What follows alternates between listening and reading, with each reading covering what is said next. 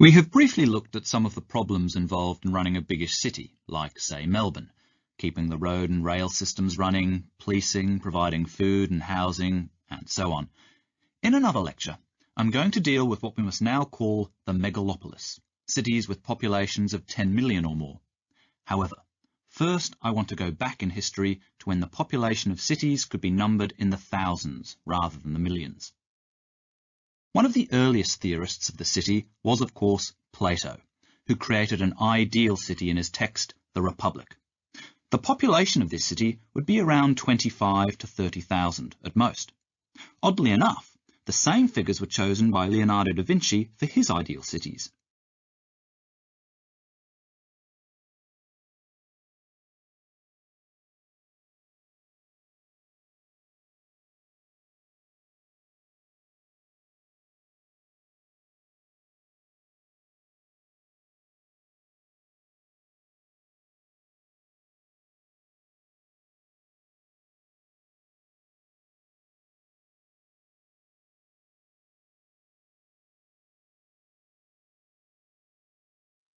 Alexis de Tocqueville, as we have noted, appears to have had some appeal to both ends of the political spectrum, left and right, or rather, both have found him to be useful for their purposes in certain circumstances. His rational acceptance of the new forces of democracy brought about by the American and French revolutions made him an icon of left-wing liberals. However, during the Cold War, that is, from the end of World War II until the collapse of communism, he was adopted by some leading thinkers on the right. So there are two sides to his political philosophy and the man himself that we need to look at. Now, I would suggest that de Tocqueville's biography is important here. You must always bear in mind, when reading him, that he was an aristocrat, and one whose family had suffered in the French Revolution.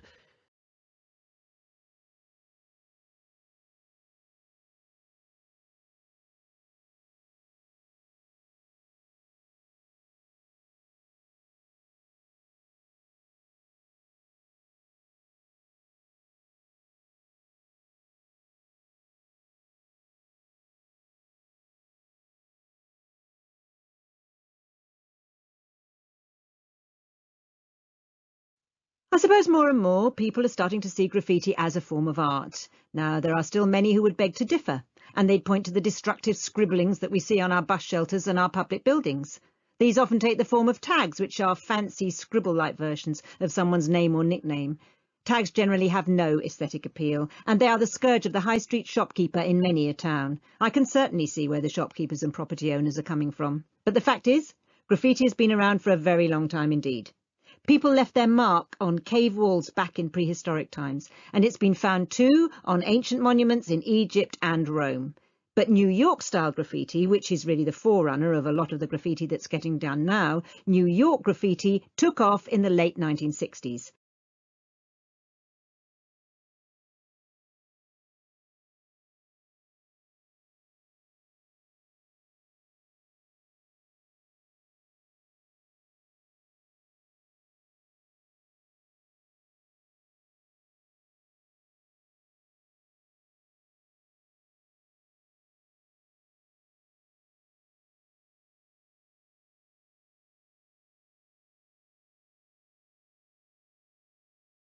I've been asked to speak today about the purpose of museums, and I think that's something we often take for granted, that we have museums and we need museums.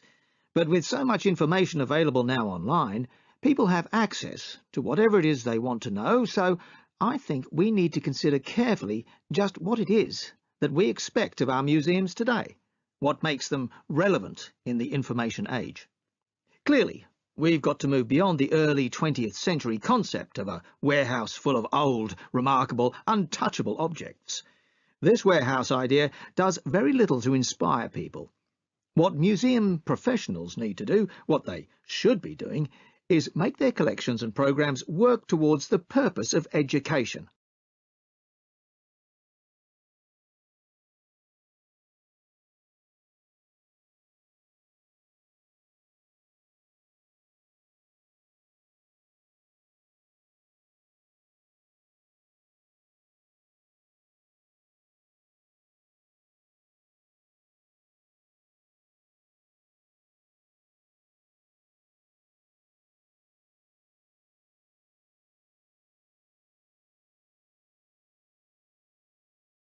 Tissue engineering, what is it?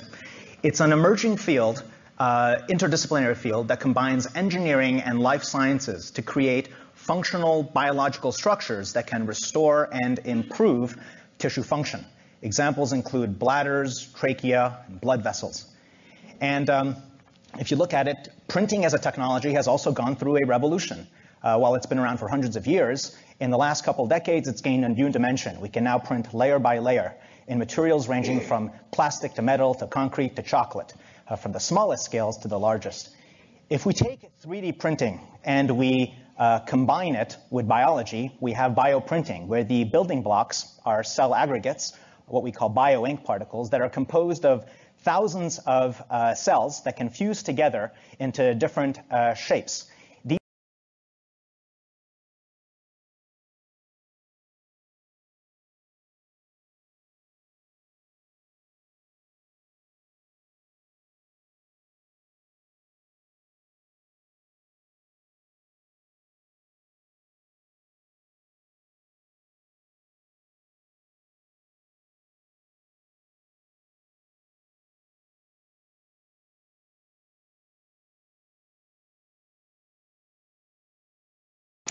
I want to explore certain issues with you. There is no conclusion to my talk. There is no closure. I think over time, throughout history, cities have changed in whether they were strategic spaces or routinized spaces. They're not always strategic. This, our global modernity, is a time when cities are strategic. That doesn't mean all cities, but that means that certain cities, but throughout the world, become spaces where our most acute problems, our major governance challenges, hit the ground, become concrete, become urgent. The city, urban space, has a capacity to pull down a lot of stuff that otherwise stays up there. Take the environmental question. National states can talk and talk and talk for years. Kyoto took years. But in the meantime, cities had to deal with the environmental question.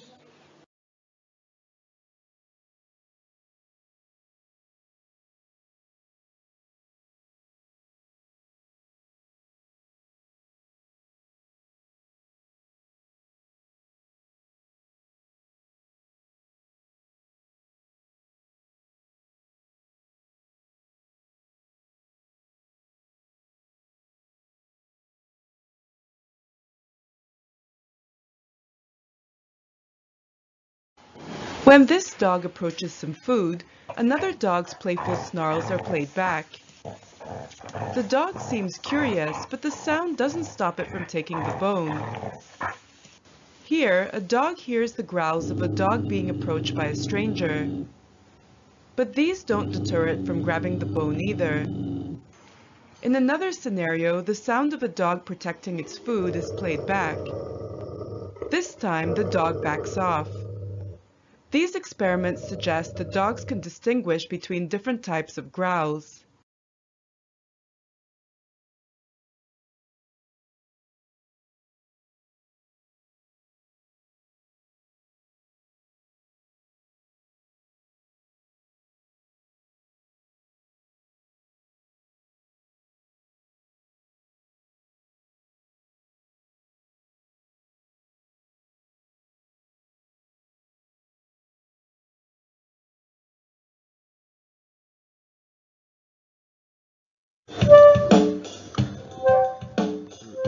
The skoog is a new universally accessible musical instrument. It's designed for use by children or adults with special needs, or in fact for use by anyone. It's soft, it's easy to play, it's robust, and it can be customized to suit anyone's abilities. The skoog helps children with special needs by allowing them to get involved in making music themselves. It's an instrument that they can play and they can take ownership of and start creating their own sounds and music. Traditionally, instruments are the shape and size and made of the materials they are because of the sound that they need to make. If you want something to sound like a plucked string, you need a string and it needs to be under tension. Whereas with the Skoog, because it's a mixture of software and a sensor, then the computer can handle making the sound, and so we can design an object that's designed to be touched and designed to be played with.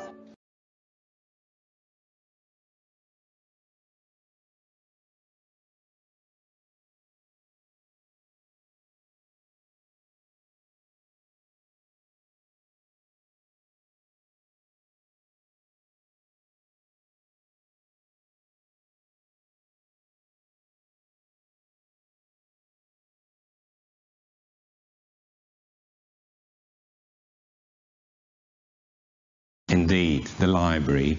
We've all been to a historic library. We've all enjoyed the smell of a historic library.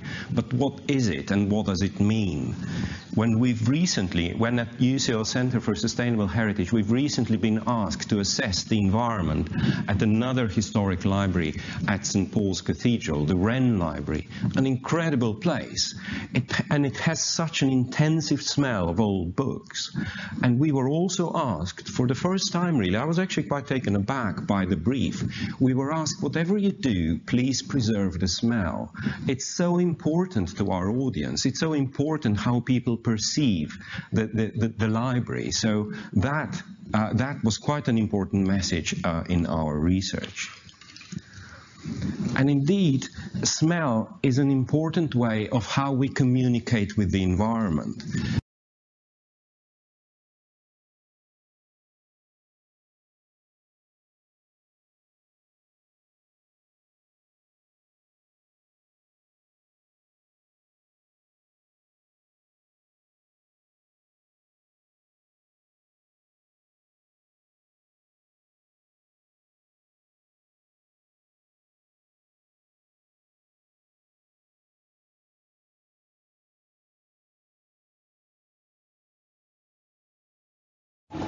For better or worse, we live in a world profoundly affected by Sigmund Freud. If I had to ask you, name a famous psychologist, the answer, most of you, would be Freud. He's the most famous psychologist ever, and he's had a profound influence on the 20th and 21st century. Some biographical information: he was born in the 1850s. He spent most of his life in Vienna, Austria. But he died in London, and he escaped to London soon after retreating there at the beginning of World War II, as the Nazis began to occupy where he lived. He's one of the most famous scholars ever, but he's not known for any single discovery. Instead, he's known for the development of an encompassing theory of mind, one that he developed over the span of many decades.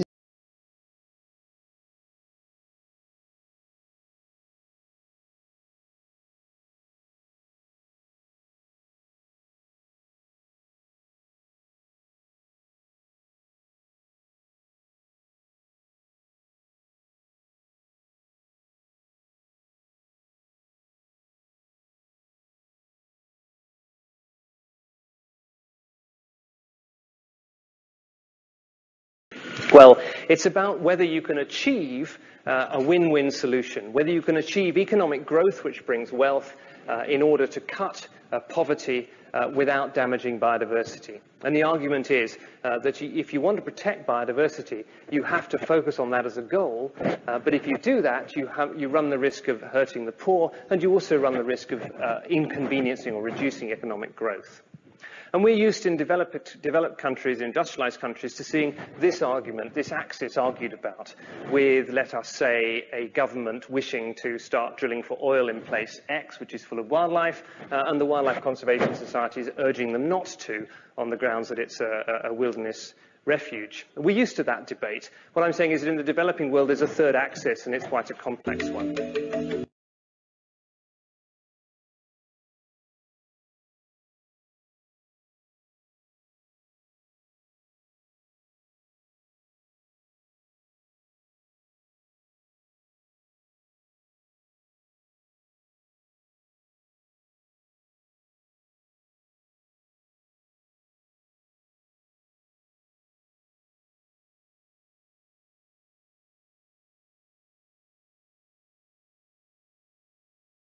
But in the face of this sense of disempowerment, there's no decline in involvement in organisations which seek to share wealth and opportunities, which seek to protect one another's rights and work towards the common good. According to the UN, civil society groups have grown 40-fold since the turn of the last century. Last century. Internationally, the non-profit sector is worth $1 trillion. There are 700,000 not-for-profit organisations in Australia alone. 700,000. The UN recognises 37,000 specifically civil society organisations across the globe working in international relief and gives accreditation to many of them. This profound movement towards harnessing voices and resources from outside the realm of governments and officialdom reflects a growth in trust. The third sector, NGOs.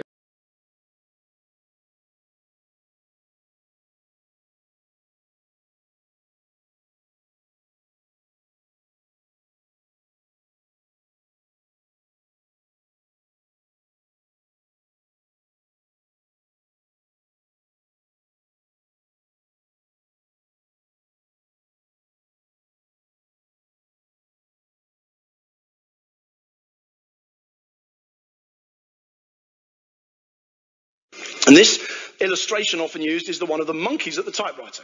Okay, so we have a monkey sitting at a typewriter, and the claim here is basically if you leave chance and time long enough, you will get life, don't worry about it. Yes, it's strange, yes, it's wonderful, but leave enough matter, 600 million years on Earth, and you will have life.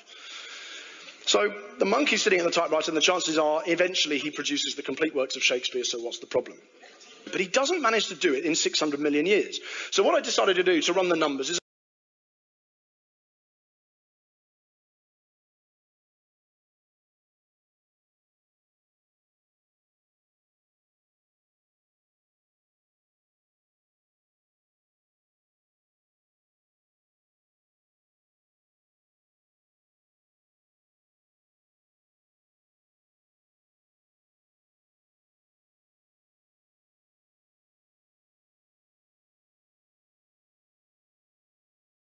on average, how long is it going to take my monkey friend at 1 keystroke a second?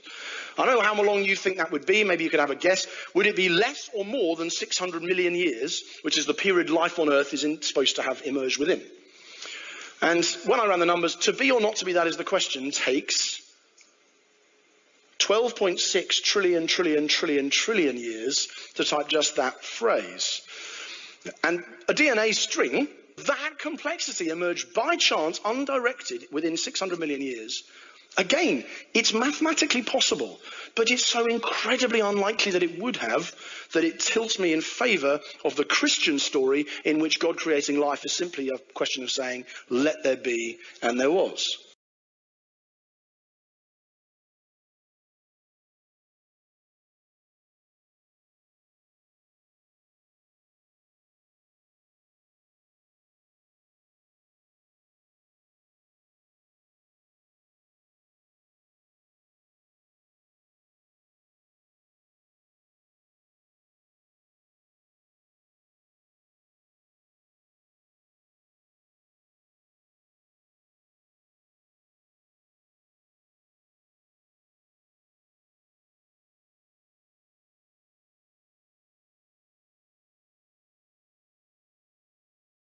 This simulation shows what you might see if you were orbiting a black hole. The light and position of background stars around the hole are distorted by its gravity, and they seem to spin around. On the right, the constellation Orion appears to approach the event horizon, the boundary from which nothing can escape. Orion's stars look like they become separated and get spun around. Once the hole has passed by, Orion reappears on the left and looks normal again. Users can also experiment with different scenarios. This is what you might see if you were travelling towards a black hole, with rocket engines slowing your descent. Another simulation mimics freefall into a hole. In the middle, The light of the entire universe appears to be concentrated in a bright ring.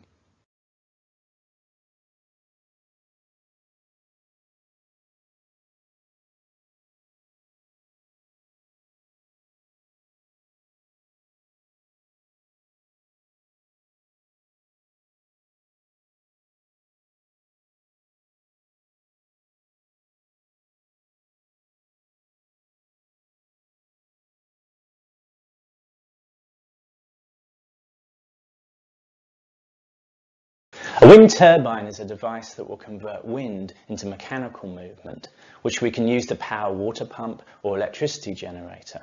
Now, the power that a turbine creates is obviously dependent on the wind speed, but it's also dependent obviously on the number of sails, the area of the sails, and the angle that the sails makes to the wind. So if you can imagine, if the turbine blades are flat onto the wind is just going to sort of bend it.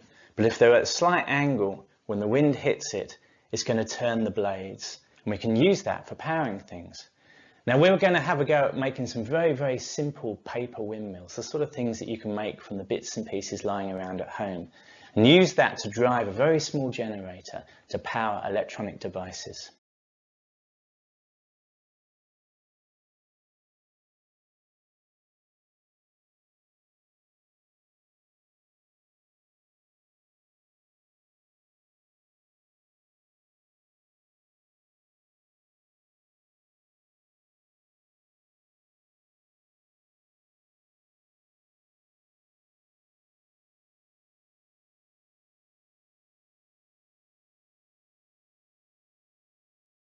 I'm 43 years old and I owe tens of thousands of dollars in student loans. Oh sure, I knew the loans were piling up as I went through school. But with one loan coming from here, another from there, I had no idea of the rock slide that was building. 15 years later, I still experience moments of sheer horror regarding my family's financial situation. My monthly student loan payment is more than triple my car payment. Okay, so without my college degree, I would not have been able to get my current job. For that, I'm grateful, but at what cost? My loans have been accruing at a rate of 10%, and now they have burgeoned to, well, I'm an English major, you do the math. I don't think they'll ever get paid off.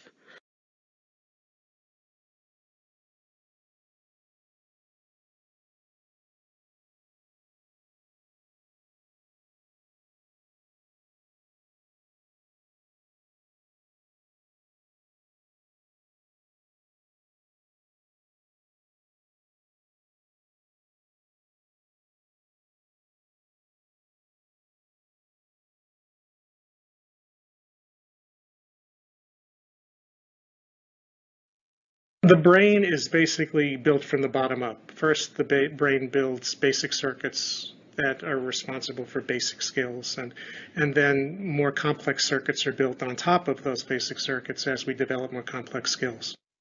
Biologically, the brain is prepared to be shaped by experience. It's expecting the experiences that a young child has to literally influence the formation of its circuitry. It's built into our biology. The interaction between genetics and experience that shapes brain architecture is embedded in the reciprocal relationships that children have with adults in their lives. And by that we mean what we refer to as the serve and return nature of children's interaction with their adults. Development and the impact of experience on development is not a one-way street. It's a back and forth interaction.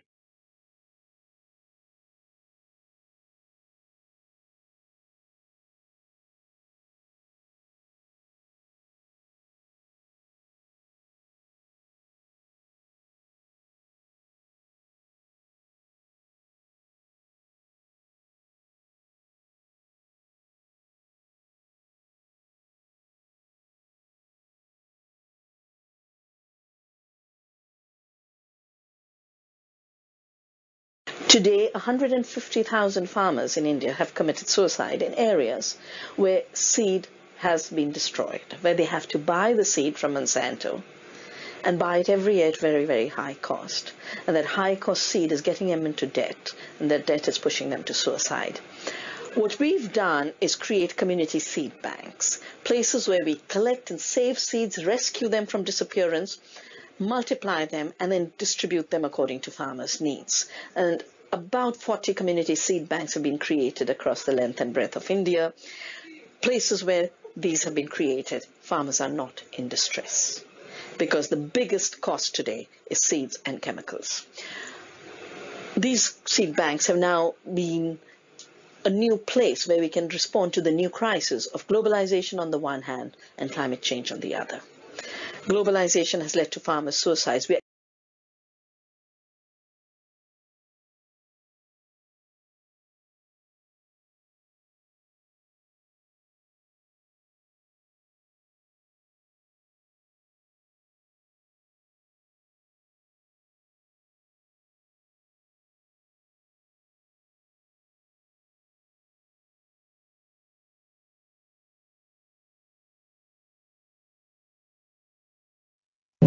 Mary Mallon, better known as Typhoid Mary, was the first person in the United States identified as an asymptomatic carrier of the pathogen associated with typhoid fever.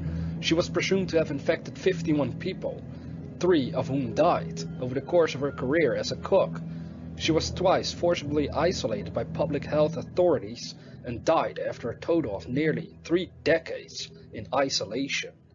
From 1900 to 1907, Mallon worked as a cook in the New York City area for 7 families. In 1900, she worked in Mamaroneck, New York, where, within 2 weeks of her employment, residents developed typhoid fever. In 1901, she moved to Manhattan, where members of the family for whom she worked developed fevers and diarrhea, and the laundress died. Mallon then went to work for a lawyer. She left after 7 of the 8 people in that household became ill.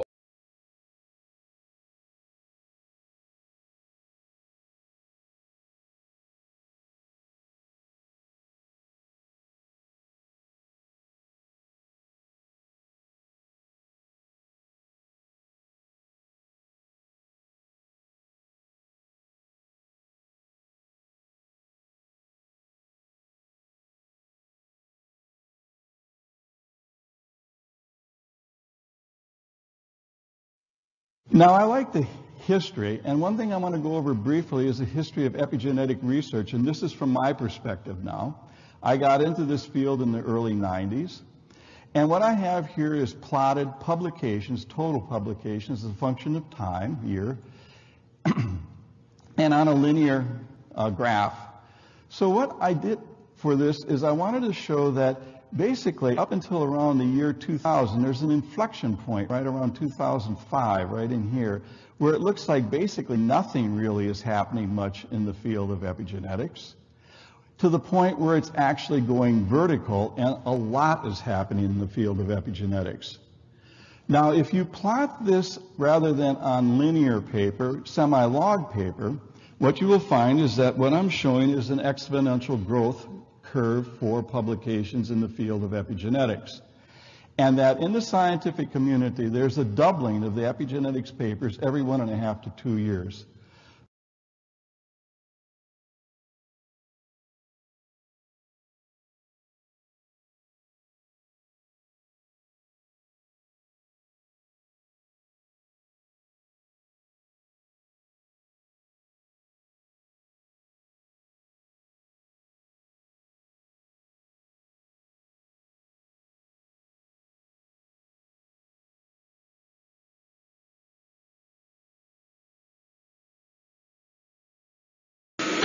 Advertisers spent over $100 billion worldwide in 2000, and consumer product advertisements accounted for a little under half of that.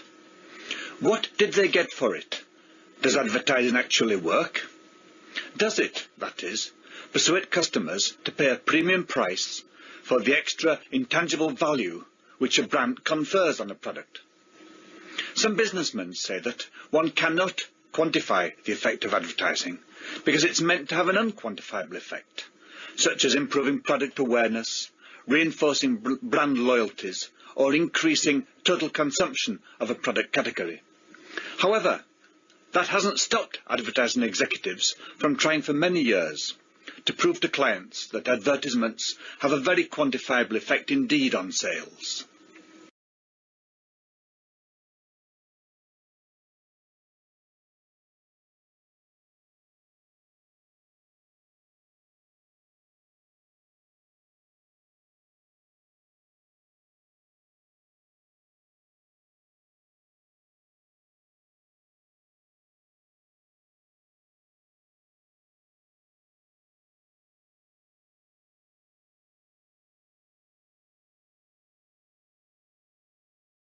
The key to forming strong brain architecture is what's known as serve and return interaction with adults.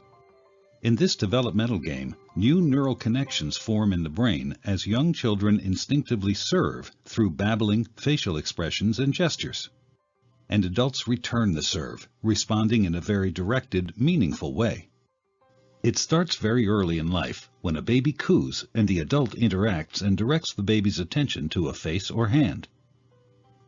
This interaction forms the foundation of brain architecture upon which all future development will be built. It helps create neural connections between all the different areas of the brain, building the emotional and cognitive skills children need in life. For example, here's how it works for literacy and language skills. When the baby sees an object, the adult says its name.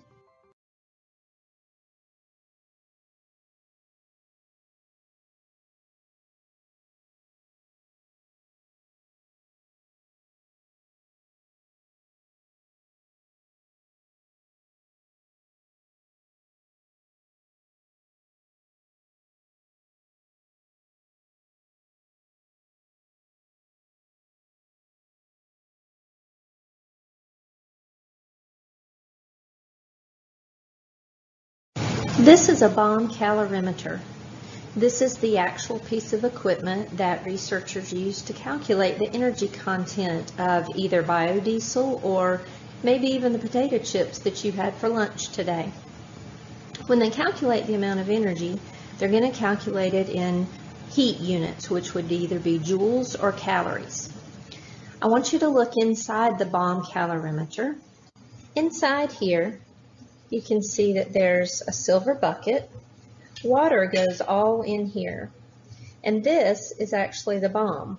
It's a smaller silver cylinder. What you do is put your fuel sample in there.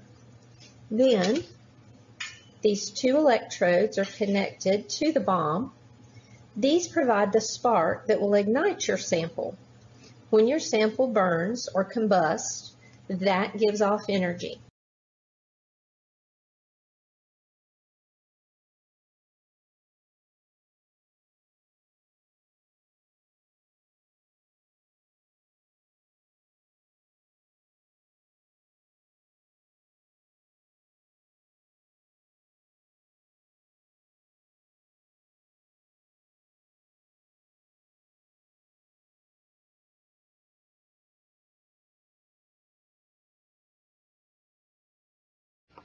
You've got sound receptors in your ear,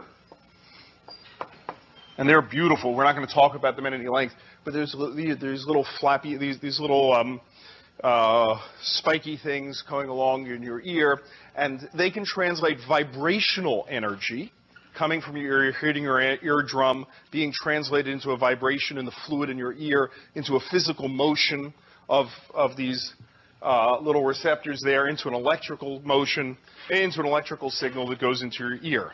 So all that's pretty impressive stuff. We're not going to talk about the details of it, but I invite some of you who want to learn more about this, particularly MIT students, I think, find receptors to be really quite remarkable kinds of devices.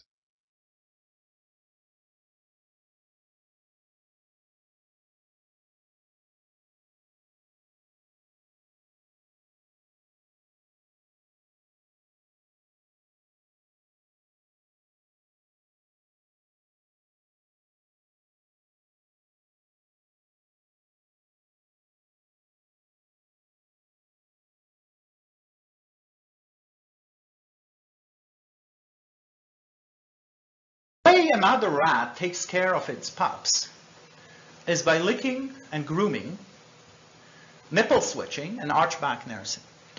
So the rats that do a lot of licking and grooming, and there are rats that do very little, but most rats are in between. So that resembles human behavior as well, right? You have mothers that are highly mothering and mothers that couldn't care less, and most mothers are somewhere in between. So if you look at these rats, so all you do, you observe them and you put them in separate cages. So you put the high lickers in one cage, not the mothers, but the offspring, and the low lickers in another cage. And then you let them grow, and they're adults now. The mothers are long buried. And you look in the brain, and you see that those who had high licking mothers express a lot of glucocorticoid receptor genes.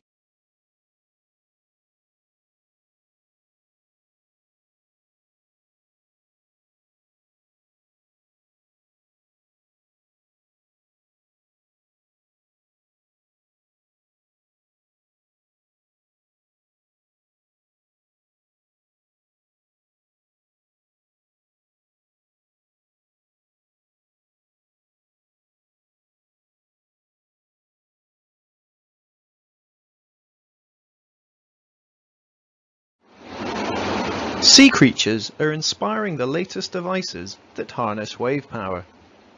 This one, called the oyster, sits on the ocean floor and opens and closes as waves pass over it. Cables attach it to generators on the shore. Since November 2009, it's been powering 9,000 homes in the Orkney Islands. Another device looks like a snake. The anaconda is made from a rubber tube filled with water that floats just below the surface. When a swell hits the front of it, the tube is squeezed. A bulge ripples down its length and powers a turbine in its tail. Prototypes are currently being tested, but the full-scale version will be 200 meters long. This system also looks like a snake, but this one is made of steel. It floats near the surface, where waves make its joints move. This drives hydraulic systems that power electrical generators. Like the anaconda, it's still being tested. Results will prove if these devices are up to the job of supplying viable sources of green energy.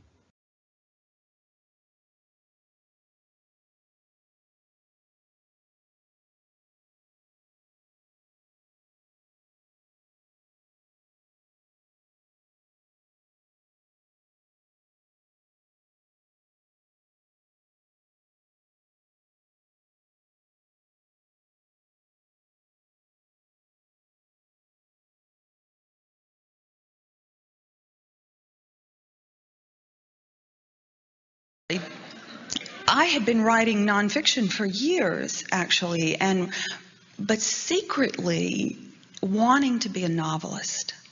When I first started writing at the age of 30, it was with the intention of writing fiction.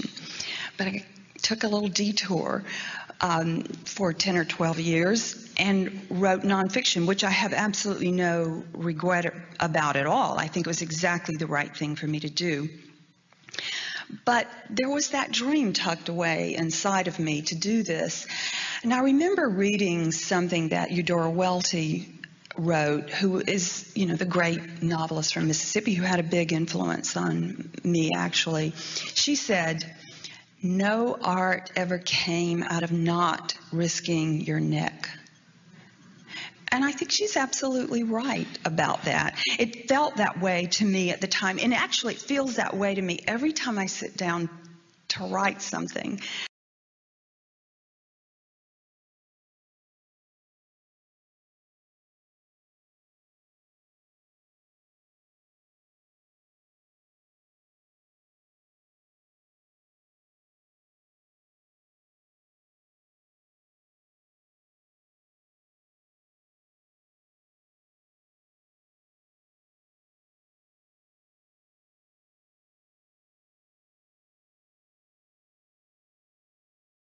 This is the first ocean deployment of 2 new high-precision instruments designed to monitor the Earth's signals from the seafloor. This housing contains the tiltmeter and nanobottom pressure recorder and the associated electronics and cabling used for power and communications. The instruments were deployed on the seafloor by a remotely operated vehicle as part of the Mars Seafloor Observatory testbed located at a depth of 3,000 feet in Monterey Bay. In this first test deployment in the ocean, they have already detected the ground motion from several large earthquakes, as far from the Mars site as Chile and the Mariana Trench. In the future, the instruments will be part of a global network of cabled seafloor observatories. Because of their precision, these two new instruments are already detecting signals which could never be measured before.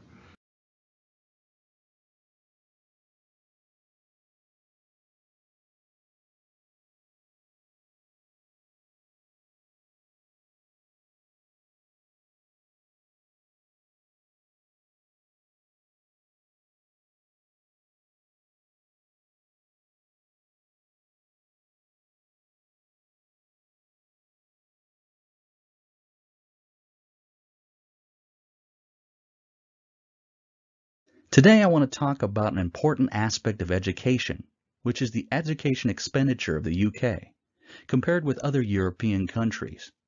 Based on a recent paper published in The Economist Journal, UK has only spent 1% of its total GDP on tertiary education, which was insufficient as compared with other European countries, such as Finland and Denmark. For instance, the expenditure of Spain is close to the UK in some cases. In 2007, and this survey conducted among 50 major cities around the country. However, Denmark and Finland spent much more than the other European countries. So, if we decide to compare the education expenditure of the UK with various developing countries, we find mind-boggling figures in this regard compared to the other countries.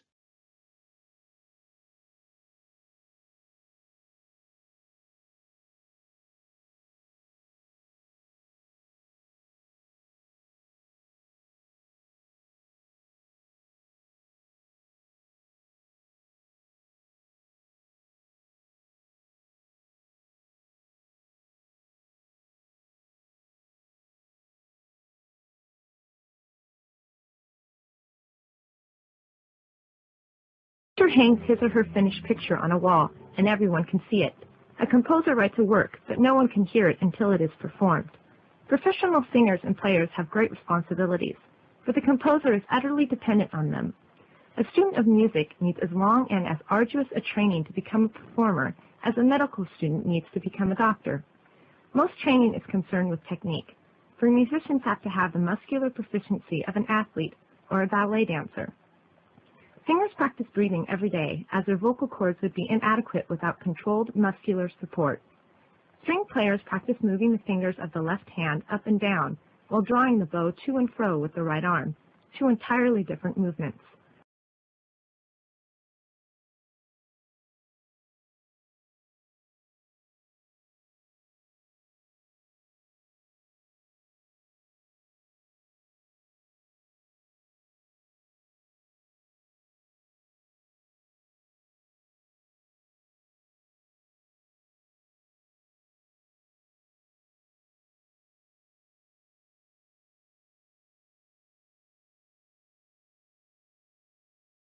It is commonly believed in the United States that school is where people go to get an education. Nevertheless, it has been said that today, children interrupt their education to go to school. The distinction between schooling and education implied by this remark is important. Education is much more open-ended and all-inclusive than schooling. Education knows no bounds.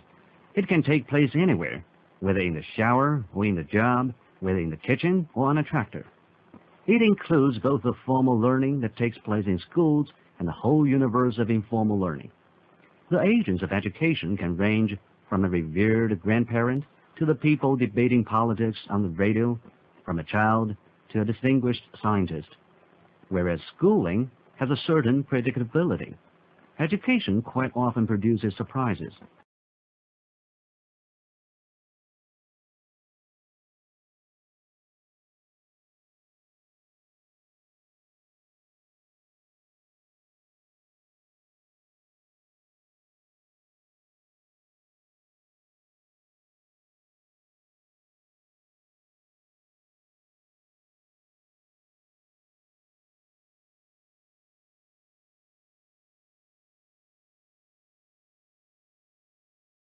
Television, the most pervasive and persuasive of modern technologies, marked by rapid change and growth, is moving into a new era, an era of extraordinary sophistication and versatility, which promises to reshape our lives and our world. It is an electronic revolution of sorts, made possible by the marriage of television and computer technologies. The word television, derived from its Greek and Latin roots, can literally be interpreted as sight from a distance. Very simply put, it works in this way. Through a sophisticated system of electronics, television provides the capability of converting an image into electronic impulses, which can be sent through a wire or cable. These impulses, when fed into a receiver, can then be electronically reconstituted into that same image.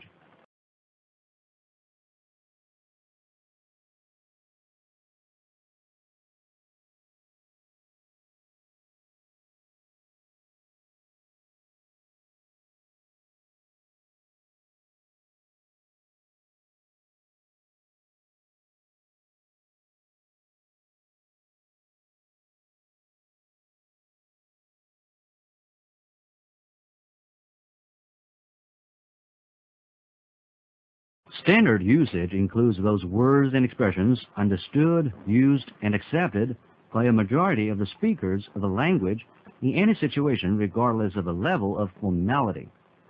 As such, these words and expressions are well defined and listed in standard dictionaries. Colloquialisms, on the other hand, are familiar words and idioms that are understood by almost all speakers of a language and used in informal speech or writing, but not considered appropriate for more formal situations. Almost all idiomatic expressions are colloquial language. Slang, however, refers to words and expressions understood by a large number of speakers, but not accepted as good formal usage by the majority. Colloquial expressions and even slang may be found in standard dictionaries, but will be so identified. Both colloquial usage and slang are more common in speech than in writing.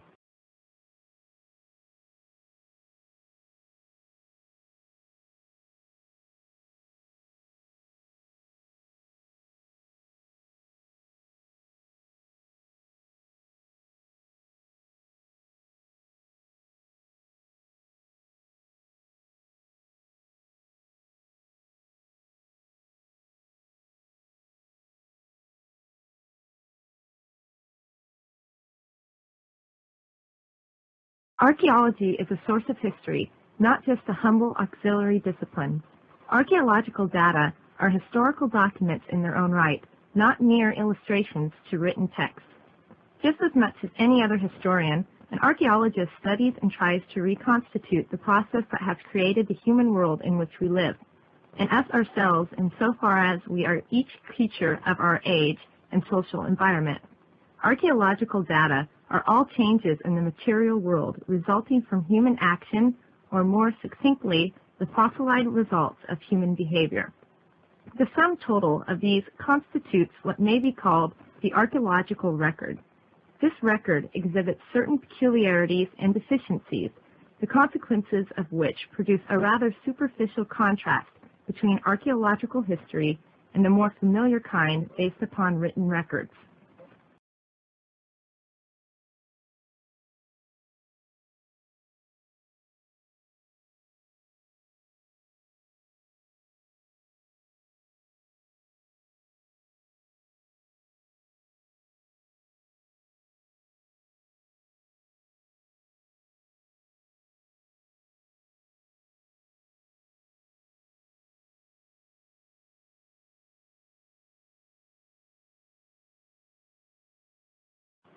In the late 1960s, many people in North America turned their attention to environmental problems, and new steel and glass skyscrapers were widely criticized.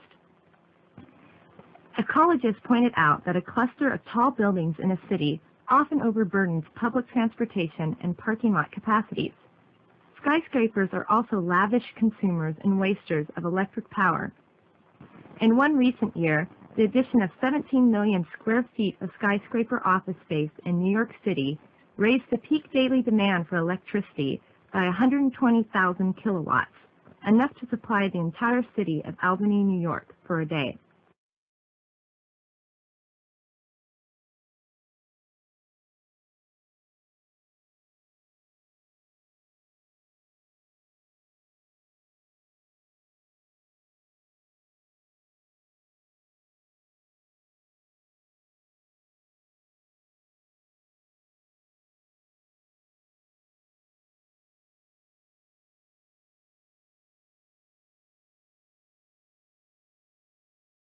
People appear to be born to compute. The numerical skills of children develop so early and so inexorably that it is easy to imagine an internal clock of mathematical maturity guiding their growth. Not long after learning to walk and talk, they can set the table with impressive accuracy. 1 knife, 1 spoon, 1 fork for each of the 5 chairs. Soon they are capable of noting that they have placed 5 knives, spoons, and forks on the table, and a bit later that this amounts to 15 pieces of silverware. Having first mastered addition, they move on to subtraction. It seems almost reasonable to expect that if the child were secluded on a desert island at birth and retrieved 7 years later, he or she could enter a second-grade mathematics class without any serious problems of intellectual adjustment.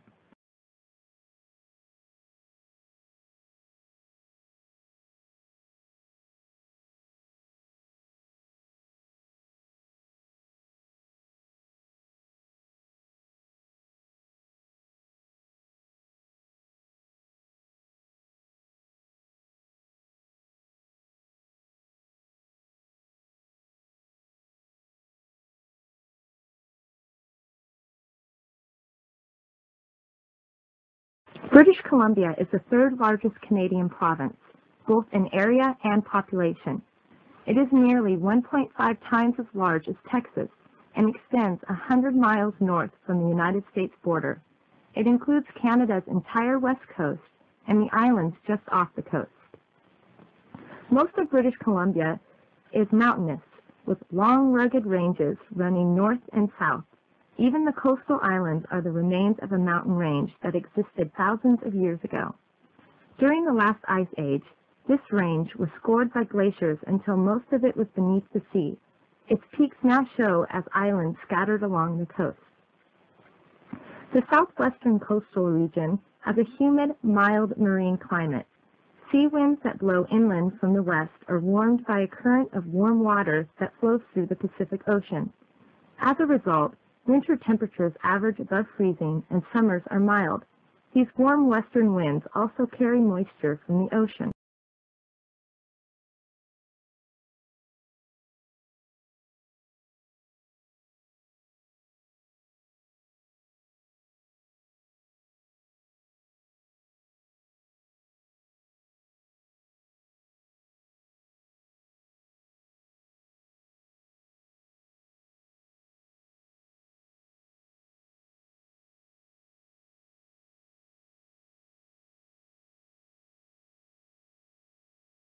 Before the 1850s, the United States had a number of small colleges, most of them dating from colonial days.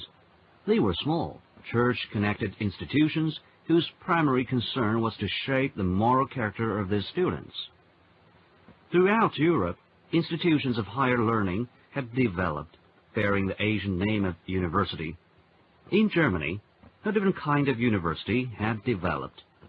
The German university was concerned primarily with creating and spreading knowledge, not morals. Between mid-century and the end of 1800, more than 9,000 young Americans, dissatisfied with their training at home, went to Germany for advanced study. Some of them returned to become presidents of venerable colleges, Harvard, Yale, Columbia, and transformed them into modern universities.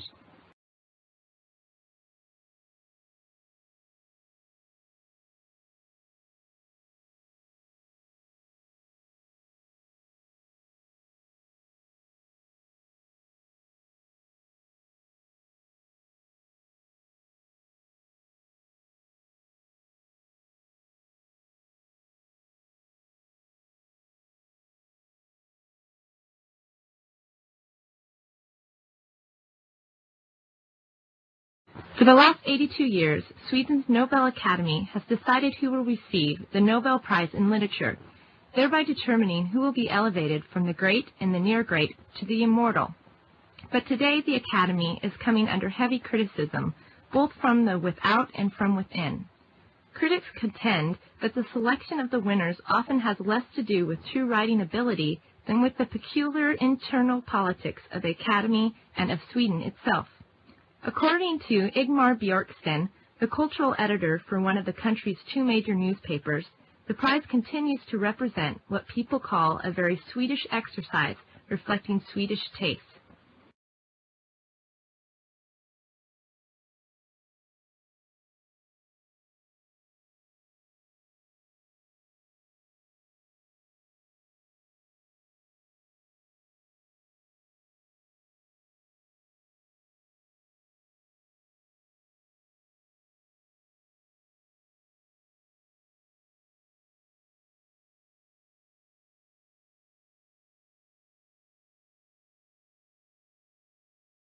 From Boston to Los Angeles, from New York City to Chicago to Dallas, museums are either planning, building, or wrapping up wholesale expansion programs.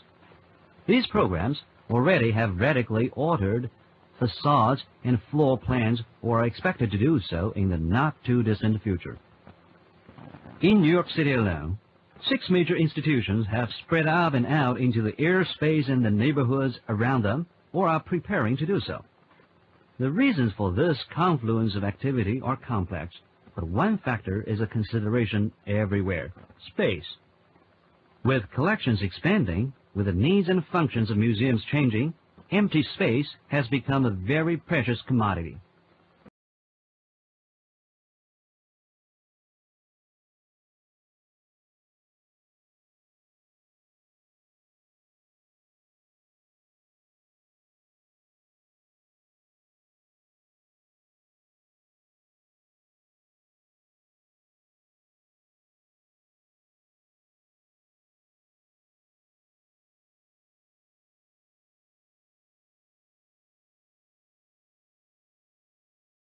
The preservation of embryos and juveniles is a rare occurrence in the fossil record.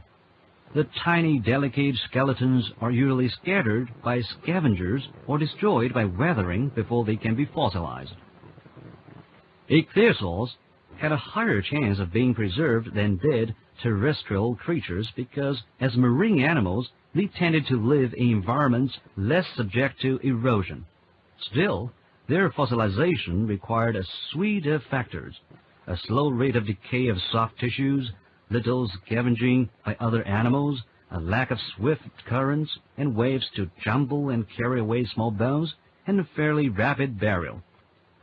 Given these factors, some areas have become a treasury of well-preserved ichthyosaur fossils.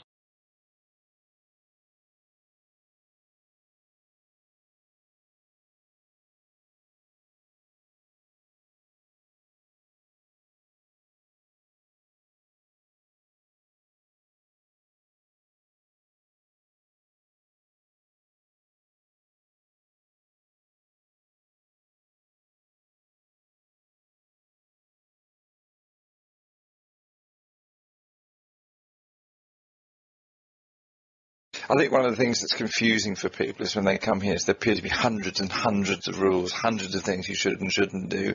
And the truth of it is most of them are about class. And lots of them are tripwires, actually, for people who don't know them. So what I tried to do in my book was take it back to some sort of first principle and say, look, there are anthropological reasons why we have certain kinds of manners. So I'll give you a very good example. In Britain, there are sort of 2 ways of holding a knife very broadly. And broadly speaking, the middle classes hold it with the index finger on the top, gripped in the hand, and working class people hold it like a pen. Entirely a class distinction, and people mercilessly exploit it if they want to.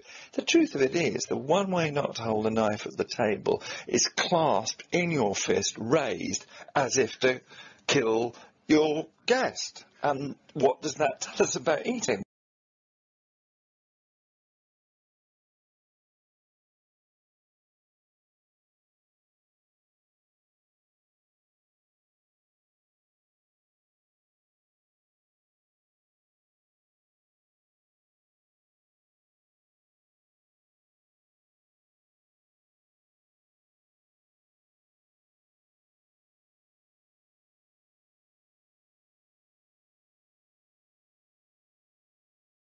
What's your favourite new word at the moment?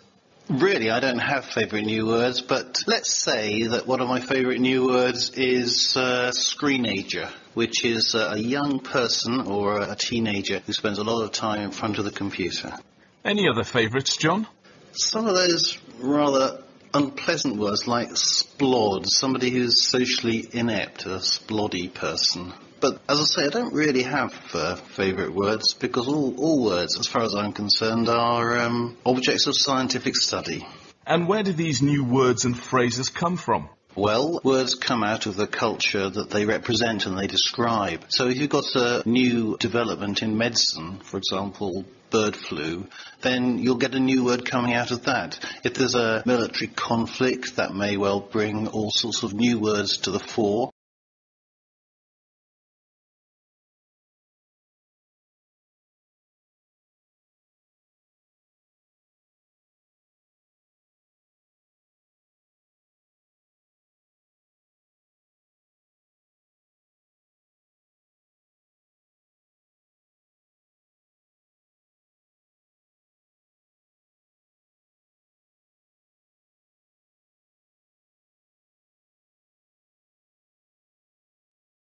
Ruth, just tell us what the Ethical Consumer Research Association is. Okay, well, the Ethical Consumer Research Association exists to provide information for shoppers, letting them know what the companies are doing behind the brands that they see on the shelves. So what makes an ethical shopper? Very broadly speaking, people who are concerned about ethical issues want to know that the product they're buying hasn't been made at the expense of the people who are producing it, whether it's in this country or abroad. They might also be concerned with other kinds of issues, whether the company is involved in armaments or whether they're donating money to certain political parties, that as a shopper you might not want to give your money to that party, so therefore you might not want to buy a product from a company who is supporting a political party that you don't agree with.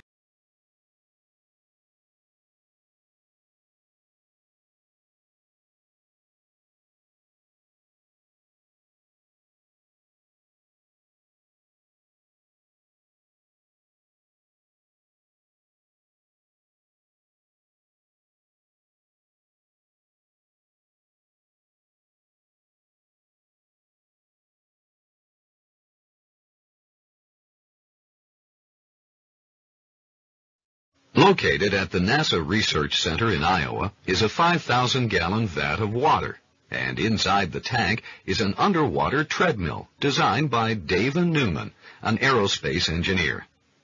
For 4 years, Newman observed scuba divers as they simulated walking on the Moon and on Mars on her underwater moving belt.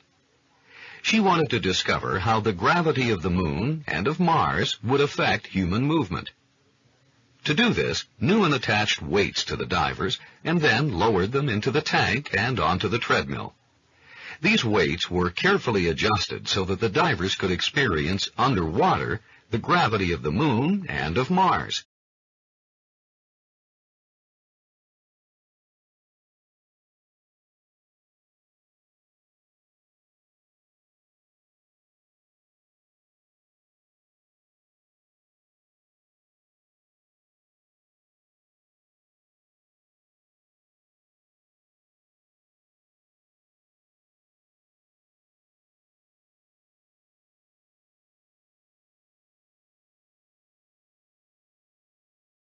Everyone is interested in improving their diet.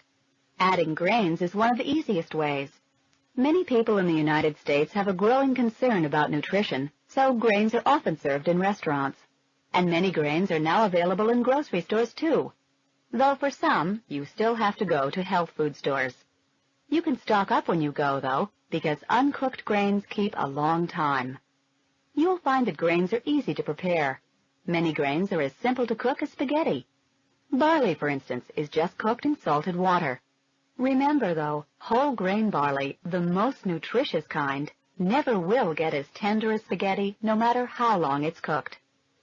Grain-based salads are easy, too. Just use grains left over from a hot meal.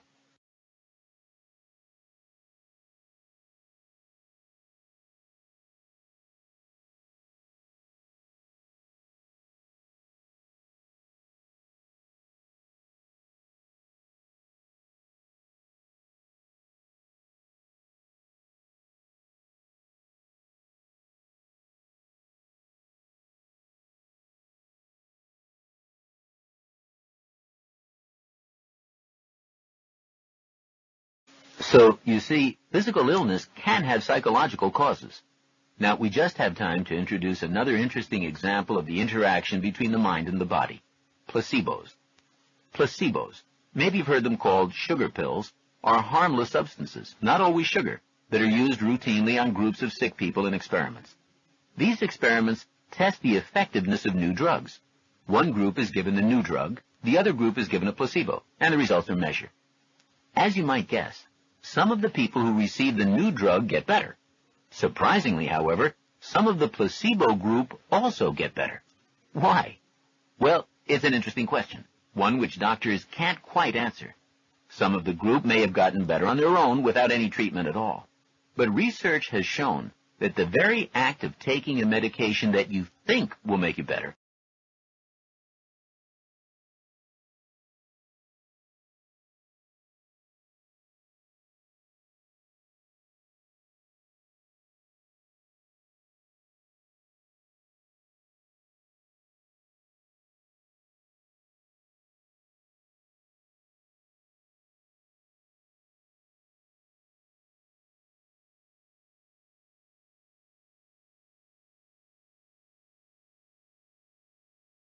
As Dr. Miller mentioned, we're trying to recruit volunteers for the Hawk Mountain Sanctuary.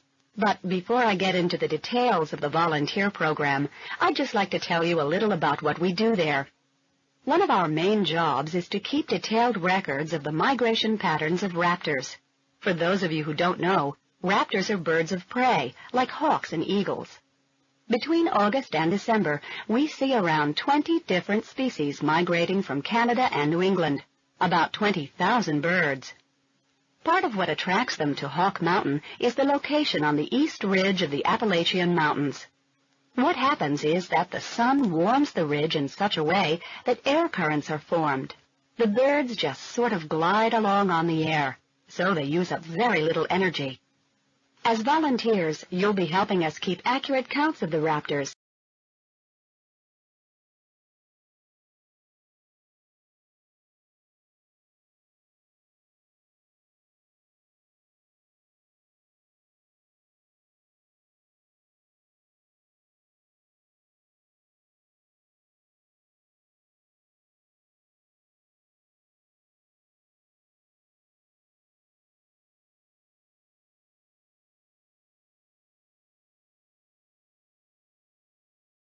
These days, we take for granted the wide variety of music available on the radio. But this wasn't always the case. In the early days of radio, stations were capable of broadcasting only a narrow range of sounds, which was all right for the human voice, but music didn't sound very good. There was also a great deal of crackling and other static noises that further interfered with the quality of the sound. A man named Edwin Armstrong, who was a music lover, set out to change this. He invented FM radio, a technology that allowed stations to send a broad range of frequencies that greatly improved the quality of the music. Now, you'd think that this would have made him a millionaire. It didn't.